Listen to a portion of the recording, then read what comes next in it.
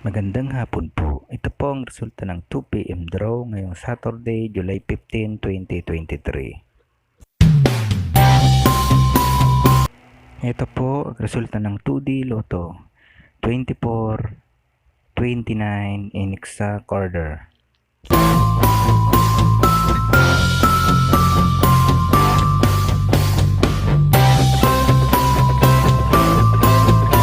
At ito naman po ang resulta ng 3D Lotto 3, 6, 0 in exact order.